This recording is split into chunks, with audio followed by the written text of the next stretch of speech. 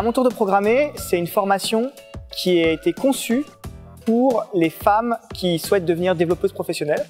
Donc on l'a imaginé vraiment pour toutes ces femmes qu'on a rencontrées ces dernières années, qui nous disent « je veux devenir développeuse professionnelle, j'ai déjà un niveau, je fais des choses, j'ai du code que je travaille, je vais à des événements, mais je me sens pas encore assez solide pour me dire développeuse professionnelle ». Une des particularités de l'organisation de À mon tour de programmer, c'est que la formation a 3 axes.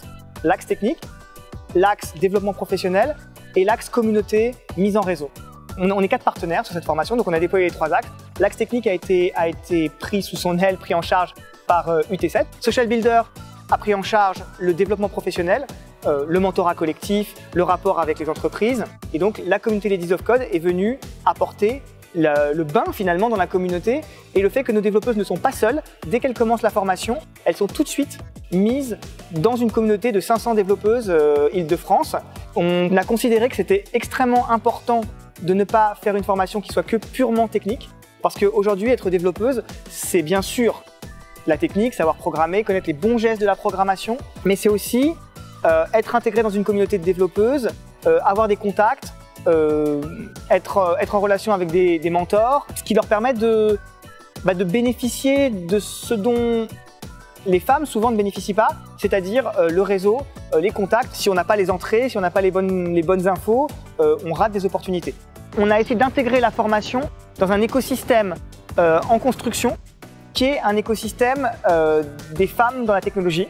Donc on a des associations, on a Starter, on a les Duchesses, on a les Ladies of Code. À mon tour de programmer est une pièce du puzzle de l'écosystème tech féminin, de l'écosystème code féminin. Pour favoriser la mixité dans les entreprises, dans le secteur du développement et de la programmation, il faut plus de formations, ça c'est sûr. Il faut des formations qui soient adaptées. On est dans un milieu qui est, faut le dire, très toxique et très excluant. Une jeune femme qui viendrait me voir et qui me dirait, qui sortirait du lycée, ah, dans quelle école tu me conseilles d'aller pour devenir développeuse? J'aurais beaucoup de mal, sincèrement, à lui dire, mais va là, parce que ce serait très dur pour elle de rejoindre les écoles existantes et les formations existantes. J'ai croisé une jeune femme qui m'a dit, j'étais en école d'ingénieur, en cours d'informatique, j'ai très bien compris que j'étais pas à ma place, j'étais la seule femme, le prof était imbuvable avec moi. Maintenant, je suis à l'école du Louvre.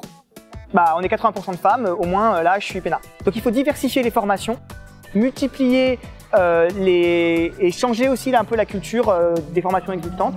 Toute culture va exclure certains groupes. Mais nous, on est vraiment dans une culture qui n'inclut que un tout petit groupe, qui n'inclut même pas tous les hommes, qui inclut qu'un certain type d'hommes avec un certain profil, qui du coup réinvite ceux qui sont comme eux, sélectionnent dans leurs écoles ceux qui sont comme eux, engagent dans leur entreprise ceux qui sont comme eux. Et c'est pas nécessairement de la méchanceté ou du calcul, c'est vraiment de la reproduction culturelle. Donc à un moment donné, il faut ouvrir, il y a plusieurs manières d'ouvrir. Nous, notre manière d'ouvrir, à mon tour de programmer, ça a été de dire, cette formation, on l'a fait explicitement, on la conçoit explicitement pour les femmes, avec ça en tête. Le but, c'est ça, c'est d'ouvrir des portes, mais des vraies portes. Pas juste dire aux gens, mais allez-y, dire aux femmes, allez-y, parce que si elles y vont et qu'elles se prennent dans la figure des remarques, de la discrimination, du doute, pour l'instant, on n'a que 12 développeuses, on aimerait l'année prochaine pouvoir doubler la formation et l'année suivante encore doubler, horizontaliser avec des partenaires. Notre ambition un peu folle, c'est d'atteindre dans 6 ans 1000 femmes formées par an hein, pour être développeuses professionnelles. Pour la formation à mon tour de programmer, l'apport du label Grande École du Numérique, il a été à plusieurs niveaux. Déjà, il y a la confiance que ça donne aux interlocuteurs avec lesquels on échange. Et puis, bien évidemment, le budget. C'est grâce à la Grande École du Numérique, c'est grâce à l'État qu'on a pu compléter le budget et réussir à faire vraiment le niveau de qualité qu'on voulait.